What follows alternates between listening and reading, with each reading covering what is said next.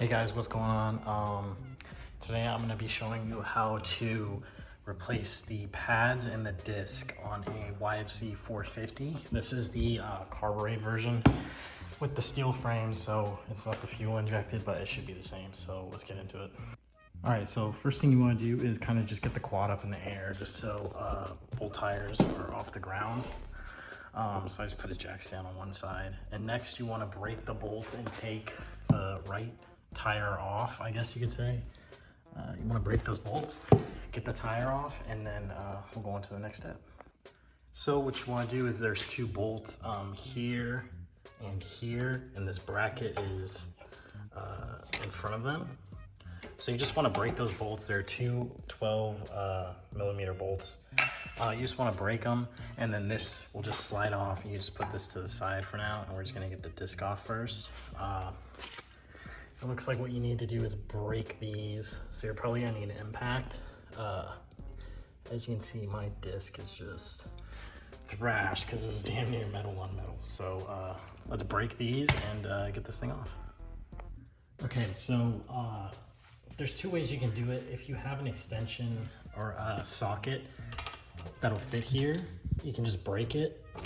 But if you don't, just get a wrench and you can just break it that way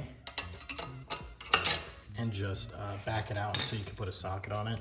Also, just make sure you put it in gear. I just put it in first so it doesn't move, obviously, while you're backing the bolts out. And I already did two of them, so we'll get the other two out.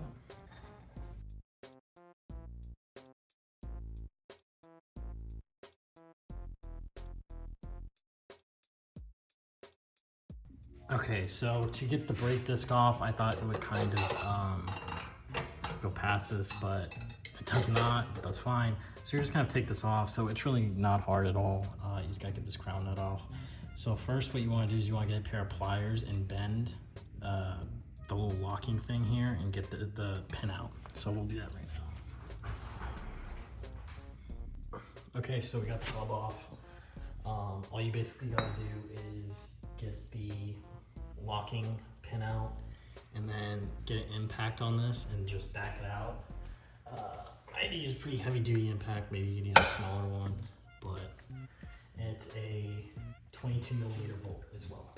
So after that, and then this just slides right off. After that comes off, you can get the disc off. And next you want to do the brake pads. So what we'll do with the brake pads is you basically want to, there's like a locking tabs. So you want to remount the bracket. I just put one bolt in, I didn't mind putting the top, and I just took a screwdriver and a mallet, and you basically just put it between this tab and hammer it back. Same with this one. Then these are 12 millimeter, I believe. Yep. And sometimes if the socket doesn't fit fully, just take the socket and bang it with a hammer this way, just to get it flush so you can properly take them out. They're not in there like super tight though. So now you want to just back these out, and the pads should just fall right out. That's one. And then I'll let you know if you put Loctite on any of these bolts upon assembly. There we go. Okay, so these are my old pads, or what's left of them. Yeah, there's no more pad left. This one has a little bit. It was just metal on metal, and then this disc is just, it's just thrashed, super bad. But it's not a big deal. You should kind of replace the disc anyways. When you do pads, I mean, the disc is like 40 bucks, I think, so you might as well. So the new disc I got is a little different. So we'll make sure it fits, but all you gotta kind of do is make sure the holes line up on the old one. And it's pretty much the same diameter. This one might be like a centimeter bigger diameter wise, but it should be fine. I guess it just depends on your guard, like your sprocket guard, so we'll fit and make sure this is good. And just for reference, this is like what I've had. This is a brand new one right here. Yeah. So we're gonna reassemble it and put the disc back on first. What you wanna do though is make sure you get brake cleaner and spray the disc down very well, just in case there's any machine oil left over. You don't want that on your brakes or anything like that. So just give this a good clean on both sides with brake cleaner and a rag, and then we'll throw it back on. Okay, so we got the rotor back on. The clearance is a little sketchy right there, but the old rotor did wear into this. This is an aftermarket skid plate. I don't know, it was just on the quad when I bought it. I wouldn't worry about it, it'll just wear its way in. It's just the ends, so that's not that big of a deal to my knowledge, so I wouldn't worry about it. Anyways, so we got 2 bolts in. It's a good idea to clean the threads on the bolts with some brake cleaner and like a towel, just so the thread lock helps bond a little better. So you want to use blue thread lock, I believe, and then just put it on the bolt, torque them down. The torque on the rear brake disc bolts are 20 foot-pounds. So once you put all 4 in with thread lock on all 4, just torque them down 20 foot-pounds and we'll get onto the caliper.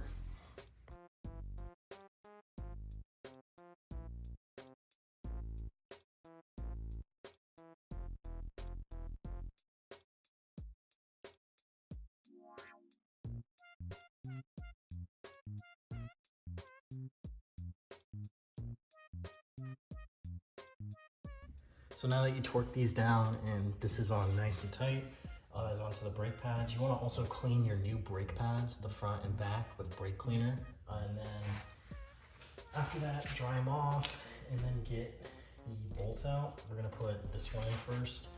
You can put it in any orientation, this up or down. I'm just going to put it up, just make it a little easier to hammer. So you kind of want to not bolt this down so you can kind of work in here, and then just, it should fit like that, but you'll probably have to potentially press that back. Yeah. Or we're gonna have to press the piston back and then put them in. Okay, so if you have a new brake pad, you're probably gonna have to do this. So you wanna make sure the piston and also this is pressed all the way back, so the space is like really open. So to press the piston, I basically just put the pad, the new one, you use the old one, doesn't matter. Get a pry bar with like a bend, take it and do this, and that'll press the piston back. Now to retract this part, what you gotta do is put it up against this and then the top caliper bracket and push this down. And then you're gonna be, it'll be way easier to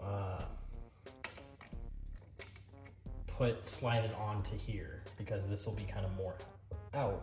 So we're gonna line these up. I'm gonna do the notch on the top, just kind of feel it out. I think I got it, yeah. Okay, so it's on. It's all with the new discs and everything out. See that? So what you want to do, it kind of took me a little bit to figure it out, is there's a bolt right here. Get a better angle for you here. Right here, there you go. So this is that, I never use it. I don't know who uses these things, the parking brakes. You want to loosen this, because as soon as I loosened it, it just slipped right on, and this part was like hung up on here, so it just slipped around. So what you gotta do is loosen this. So get a 13 wrench, put it on the inner one, and then just get a socket and back this out. And once you back this out, this should be able to just slip right on. You can loosen it before too, I just didn't really do that. So anyways, now that's all on, we're gonna tighten everything up.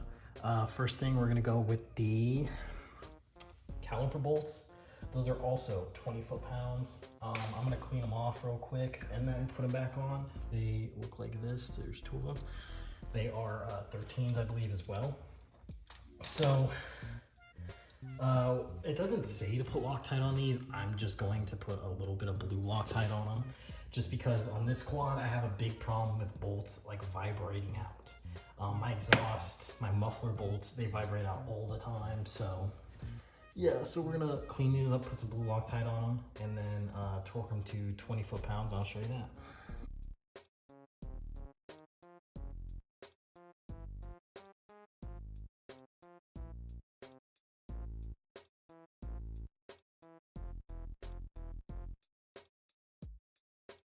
Okay, so now that you torque these to 20 foot-pounds with a little bit of Loctite on them, your caliper should be good.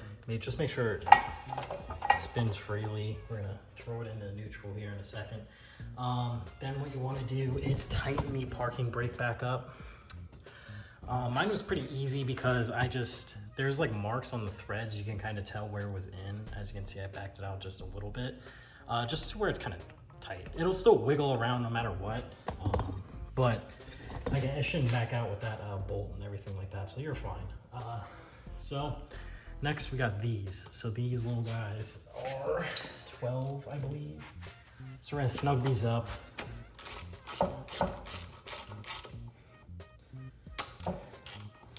You can do these too. I think they're 15 foot-pounds. I'm just gonna hand tighten them, just because it's not that big of a deal. Because at the end of the day, what you gotta do, once you tighten them, again, you can do 15 foot-pounds. That's by the book. Just take these tabs and actually let me turn it. You just want to make sure you turn it to where the tab is on a flat. As you can see, it's on a flat surface, and you should be good. And then just take it.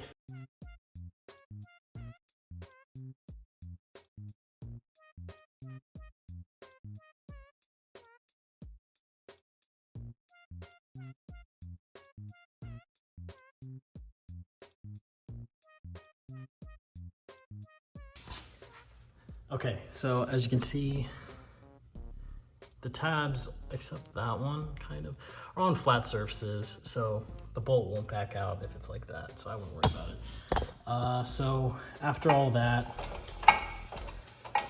we'll throw it in the neutral here.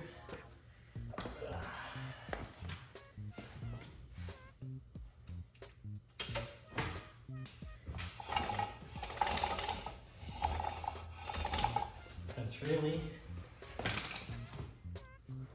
Very nice. So next we're gonna put the hub back on. All you do is get the hub, line it up with the splines. Next you want to put the washer on, and then your crown nut. So we'll throw that on here.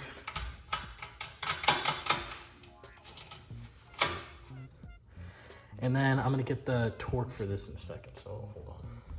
Okay, so we got it on. It's 75 foot-pounds, the axle nut. So just put the bike back in gear and then torque it, and it should be super easy. So you just wanna make sure you torque it to where one of the square, let me see that. See, where this square part basically lines up with a hole. So you can just put the locking pin right back in here.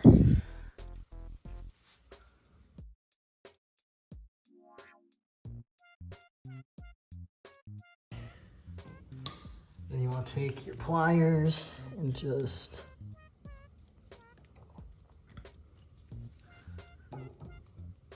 bend that pin. Okay, so we got the wheel back on. I read online that it was about like 32 foot-pounds, so I just did 35 foot-pounds for the rear, the nuts on the wheel. And then go for a quick ride. Make sure your brakes work good. Just, pump them up, make sure it still moves and everything like that. And then when you come back in, just check the torque on your wheel, and then just check all the bolts, make sure they're all still snug up, and you're good. That's how you do the rear disc and pads. Hope this helped.